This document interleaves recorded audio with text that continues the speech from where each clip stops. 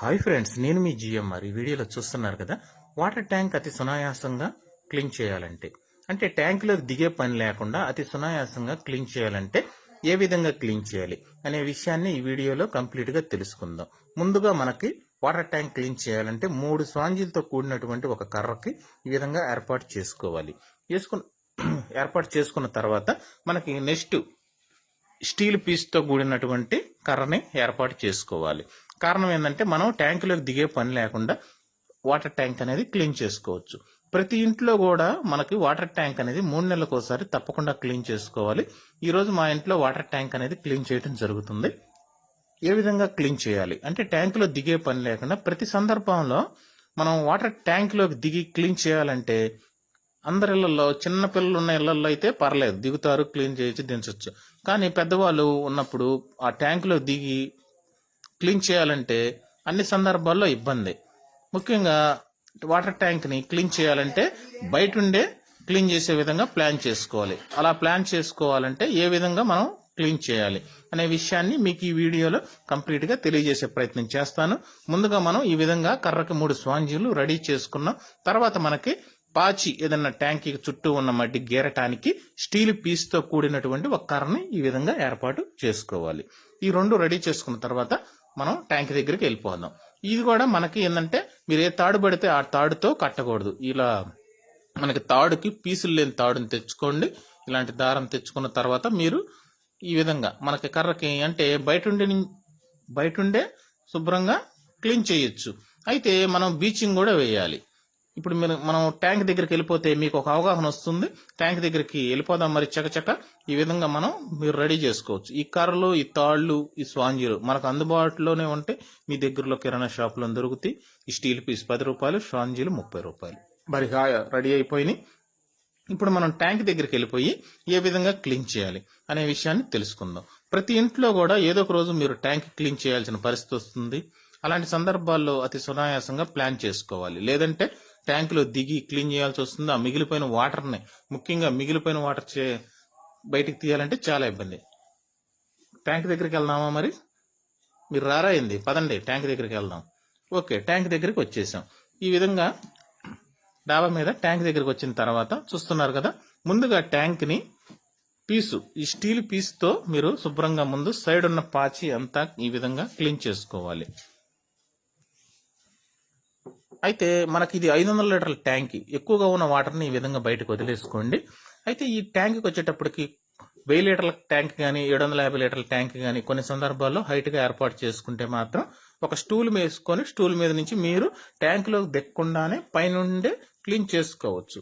అయితే మనకి 3 నెలలకు ఒకసారి తప్పకుండా క్లీన్ చేసుకోవాలి. స్టీల్ పీస్కు ఈ విధంగా ఉండటం వల్ల మనకి ట్యాంక్కి ఎటువంటి ఎఫెక్ట్ ఉండదు.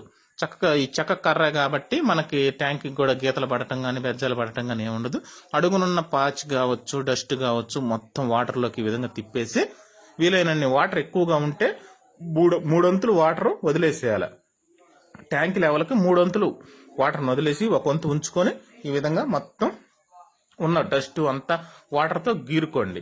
గీరేటప్పుడు మీకు సైడ్లు తడవకపోతే స్పాంజీ ఉంది కదా కర్ర, ఆ కర్రతో తడుపుకోవాలి. తర్వాత మనకు ఇక్కడ డస్ట్ ఎక్కువగా లేదు, ఇక అడుగునున్న మడ్డి అది బ్యాక్టీరియా ఏదైనా ఉన్నా కానీ బీచింగ్ వేసి ఒక 5 నిమిషాలు వెయిట్ చేస్తే మనకి ఆ ఉన్న డస్ట్ అంతా కూడా, మడ్డి అంతా కూడా, కొంత పాచి అంతా కొద్దిగా క్లియర్ అవుతుంది, బ్యాక్టీరియా నశింపవుతుంది. ఈ విధంగా మనం ట్యాంక్ని క్లీన్ చేసిన తర్వాత మళ్ళీ ఒకసారి ఈ మనకున్న స్టీల్ పీస్ కర్రతో మొత్తం చుట్టూ తిప్పేసి అడుగునున్న మడ్డి అదంతా కూడా ఈ విధంగా గీరేసేయాలి. అంటే స్టీల్ పీసుకున్న కర్ర మనకు బాగా ఉపయోగపడుతుంది. మరి స్పాంజీతో తయారు చేసిన కర్ర ఏ విధంగా ఉపయోగపడుతుంది అది కూడా చెప్తాను మీకు. ఈ విధంగా శుభ్రంగా కలిపేసేయాలన్నమాట. అంటే బీచింగ్ని ఈ విధంగా మనం కంప్లీట్గా వాటర్లో కలిపేసేయాలి. అంటే 3 వంతులు వాటర్ అనేది వదిలేసాం, 1 వంతు వాటర్ ఉంచాం. ఈ 1 వంతు వాటర్ కూడా తక్కువే ఉన్నాయి. వాటర్ ఈ విధంగా ఉన్న వాటర్లో మనకి ఎందుకంటే సైడ్ మడ్డి తక్కువగా ఉంది. ఒకవేళ సైడ్ మడ్డి ఉంటే ఇంకా మీరు సైడ్ తడపాలనుకుంటే ఈ విధంగా బీచింగ్ వాటర్లో ముంచి రుద్దండి. బీచింగ్ వాటర్లో ఈ స్పాంజీతో ఏర్పాటు చేసిన కర్రని ముంచి రుద్దండి. అప్పుడు సైడ్ కూడా బీచింగ్ వాటర్ అనేది అందుతుంది. సైడ్లో ఉన్న బ్యాక్టీరియా ఏదైనా ఉన్నా కానీ మీకు శుభ్రంగా క్లీన్ అయిపోతుంది. అంటే మనకు ట్యాంక్ బాగుంటుంది. కారణం ఏంటంటే మనకు కొన్ని ఆక్వాగార్డులకు కూడా మనకి ఈ వాటరే ఉపయోగిస్తాం. ట్యాంక్ వాటర్నే ఆక్వాగార్డులకు ఉపయోగిస్తున్నారు ప్రతి ఇళ్లలో. కనుక మనం ఈ విధంగా ఎప్పటికప్పుడు ట్యాంక్ని క్లీన్ చేసుకుంటే మనకి ఎటువంటి ఇబ్బంది ఉండదు, చాలా నీట్గా ఉంటుంది. ఈ విధంగా మీరు సైడ్లు ఇంకా పాచి, కొన్ని ట్యాంకులకి ఏంటంటే ఎక్కువగా వాటర్ని బట్టి ఎక్కువ పాచులు పడతా ఉంటాయి. కొన్ని ఏరియాల్లో మనకు వాటర్ని బట్టి పాచి తక్కువగా పడుతుంది. మూత కూడా గట్టిగా ఉంటే మీకు పాచి అంతగా పట్టదు. ఇంకా మీరు సైడ్ బ్లీచింగ్ వాటర్తో క్లీన్ చేయాలంటే చూస్తున్నారు కదా, ఈ స్వాంజీ మీకు సపోర్ట్ చేస్తుంది అనమాట. స్వాంజీతో ముంచి ఆ విధంగా సైడ్ రుద్దొచ్చు, ఇంకా స్వాంజీని ఆ విధంగా పిండేయచ్చు. ఇంకంతా క్లీన్ అయిపోయిన తర్వాత ఇక సైడ్ కూడా బ్లీచింగ్ అంతా అయిపోయింది. ఇంకా మీకు డౌట్ ఉంది, ఇంకా అడుగున ఇంకా ఉంది పాచి అంతా గీరాలనుకుంటున్నారు, మళ్ళీ మీరు స్టీల్ పీస్తో ఏర్పాటు చేసినటువంటి కర్రతో ఈ విధంగా శుభ్రంగా గీరుకుంటే మీకు అడుగునున్న పాచితో సహా కంప్లీట్ గా క్లీన్ అవుతుంది. వాస్తవానికి మనం ట్యాంకులో కూడా దిగే పని లేదు. చూస్తున్నారు కదా, అంతా కూడా మనం పైనుండే చేసుకుంటున్నాం. అయితే ట్యాంకులు విపరీతమైన హైట్ లో వద్దని నేను అనేక వీడియోలో చెప్పడానికి కారణం ఏంటంటే, క్లీనింగ్ చేయడానికి అతి సునాయాసంగా ఉంది. చూశారు కదా, మనకి 1000 లీటర్ల ట్యాంక్ కావచ్చు, 500 లీటర్ల ట్యాంక్ కావచ్చు, ట్యాంక్ కింద మినిమంగా 9 అంగుళాల హైట్ పెట్టుకుని దాని మీద ప్లేట్ మీద ట్యాంక్ పెట్టుకుంటే క్లీన్ చేయడానికి కన్వీనియంట్ గా ఉంటుంది. ఎక్కడో హైట్ గా ఏర్పాటు చేసుకుంటే కాస్త క్లీన్ చేయడానికి ఇబ్బంది పడతారు మీరు. కనుక ట్యాంక్ క్లీనింగ్ ఎప్పుడైనా సరే అందుబాటులో ట్యాంక్ ని ఏర్పాటు చేసుకోవాలి. ఈ విధంగా మనం స్పాంజ్ కర్ర ఎందుకు ఉపయోగపడుతుందో గమనించారు కదా, సైడ్లు ఉన్న పాచి కానీ మనం బ్లీచింగ్ వాటర్ని మొత్తం రుద్దొచ్చు అనమాట. ట్యాంక్ మొత్తం కూడా చక్కగా బ్లీచింగ్ వాటర్తో ఆ స్పాంజ్ కర్ర ఉండటం వల్ల క్లీన్ చేయగలిగాం. ఇక రుద్దటానికి మనం ఏం వాడాం, స్టీల్ పీస్తో ఏర్పాటు చేసినటువంటి కర్రతో శుభ్రంగా రుద్దటం జరిగింది. అయిపోయిన తర్వాత మొత్తం వాటర్ వదిలేసాం. అసలు కాదు ఇప్పుడు మొదలవుతుంది. కారణం ఏంటంటే, బ్లీచింగ్ మొత్తం క్లీన్ చేసిన తర్వాత వాటర్ వదిలేసాం, శాంతం కింద దాకా పాయింట్ పెట్టడం కుదరదు. ఒక ప్లంబర్ గా నేను చెప్పేది ఏంటంటే, వాటర్ ట్యాంక్ లో ఉన్న వాటర్ మొత్తం వచ్చే విధంగా ఏర్పాటు చేద్దామంటే పాయింట్ కుదరదు. కనీసం అంగుళం నర పైకి ఉంటుంది. ఆ వాటర్ అన్ని పైన ఆగిపోతాయి అనమాట. అంటే మీరు వాలు వదిలినప్పటికీ కూడా వాటర్ అనేది పూర్తిగా బయటికి వెళ్ళిపోవటం జరగదు. కారణం ఏంటంటే, ఒక అంగుళన్నరైనా సరే వాటర్ అనేది లోన స్టాక్ అయిపోతాయి. ఇలాంటి సందర్భాల్లో ఏం జరుగుతుందంటే, ఇక్కడే అసలు సమస్యకి చాలా మంది ఇబ్బంది పడుతూ ఉంటారు. కారణం ఏంటంటే, ఈ వాటర్ ఎలా బయటికి పంపించాలి. అయితే ఈ స్టీల్ పీస్తో గమనించారు కదా, మొత్తం ఇంచుమించుగా నేను అంతా క్లీన్ చేశాను, ఏం ప్రాబ్లం లేదు. స్పాంజ్ కర్రతో కూడా అంతా చూపించాను మీకు, క్లీన్ చేసాం. అసలు సమస్య ఏంటంటే, ప్రతి ఒక్కరికి వచ్చేది ఇక్కడ పాయింట్ ఏంటంటే, శాంతం కిందకేసే టెక్నాలజీ ఏ ట్యాంకీకి లేదు. శాంతం కిందకేయటం కుదరదు. కనీసం అంగుళం పైకన్నా పడుతుంది. ఆ అంగుళం కనీసం 5-6 బకెట్ల నీళ్లు బయటికి రావు, మొండికేస్తా ఉంటాయి. అలాంటి సందర్భాల్లోనే చాలా మంది ఇబ్బంది పడి అసలు పరిష్కారం ఏంటి అనేది చాలా మంది వీడియోల్లో ఎక్కువ శాతం చూడటం కూడా జరుగుతుంది నాకు తెలిసినంత వరకు. ఈ సమస్యకు పరిష్కారం ఏంటంటే, ఈ వాటర్ బయటికి రావాలి అంటే గనక మనకి ఈ విధంగా వీలైనంత వరకు స్పాంజీ కర్ర కొంతవరకు సపోర్ట్ చేస్తుంది. మరి ఇలా పూర్తిగా వాటర్ బయటకు వస్తాయా అంటే రావు. వీలైనంత వరకు మనం స్పాంజ్ కర్రతో నెట్టే ప్రయత్నం చేయాలి. ఇంచుమించుగా మనకు ఒక 5-6 బకెట్లు నీళ్ళు నిలబడిపోతే కనీసం 3 బకెట్లు అన్నా కానీ ఈ విధంగా బయటకు తిప్పియచ్చు. అయితే వేసే పాయింట్ కనీసం మరీ హైట్ వేసుకోకుండా క్లీనింగ్ పాయింట్ చూశారు కదా, వాటర్ వెళ్ళే పాయింట్ అంగుళం, ఇంచుమించుగా ఒక అంగుళం పైకి వేసుకుంటే అప్పుడు మీకు తక్కువ వాటర్, కనీసం అట్లా వేసినప్పటికీ కూడా 5 బకెట్లు వాటర్, 5-6 బకెట్లు వాటర్ పైనే నిలబడిపోతున్నాయి. ఈ వాటర్ని క్లీన్ చేయటం పోతేనేమో డస్ట్ అడుగును పేరుకుపోతూ ఉంటుంది, క్లీన్ చేయాలంటేనేమో ఎల్లో. మెయిన్ సమస్య ఇక్కడే మనకి ఏర్పడుతుంది. ఇలాంటి సమస్య కల్లా పరిష్కారం ఏంటంటే, మనం వీలైనంత వరకు స్పాంజితో చూస్తున్నారు కదా, ఆ విధంగా పాయింట్ దగ్గరికి వాటర్ నెట్టుకుంటే బయటికి వెళ్ళిపోతాయి.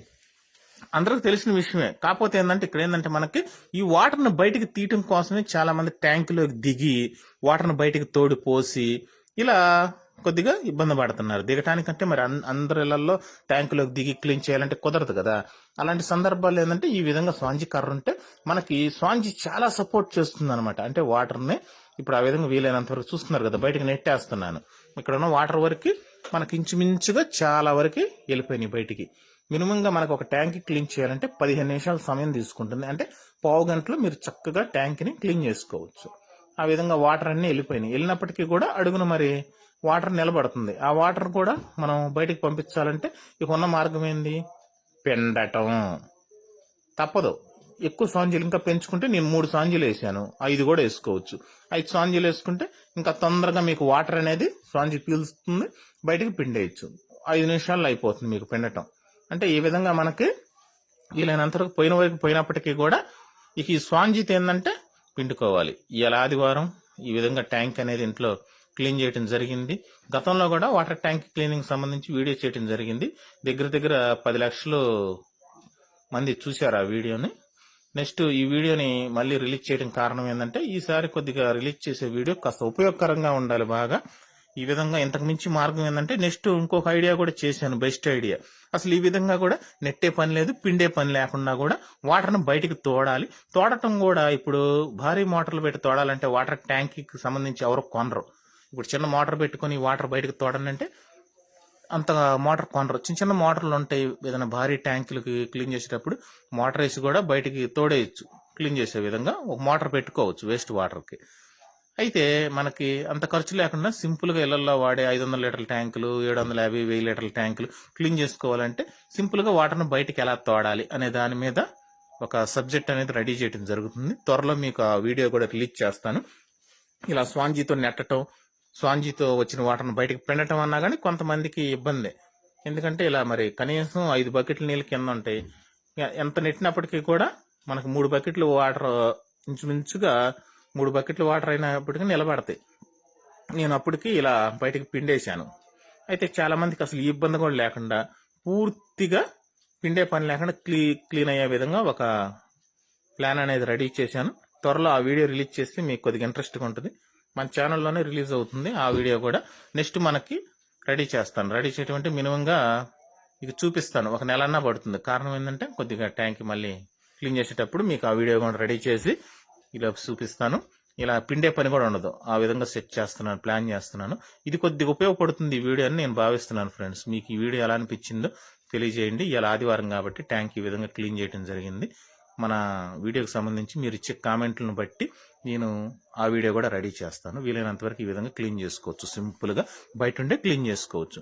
ట్యాంక్ కూడా విపరీతమైన హైట్లు పెట్టుకోకుండా ప్లాన్ చేసుకుంటే మీరు శుభ్రంగా బయట నుంచే అతి సునాయాసంగా క్లీన్ చేసుకోవచ్చు. ఈ వీడియో కాస్త ఉపయోగపడిందని భావిస్తూ మరొక బెటర్ అయిన వీడియోతో, ఈ మంచి ప్లాన్తో వాటర్ ట్యాంక్ని ఎలా శుభ్రంగా క్లీన్ చేసుకోవాలనే విషయంతో మరొక వీడియోతో మీ ముందుకు వస్తాను. మీ GMR మరొక వీడియోతో మళ్ళీ కలుద్దాం. Bye bye.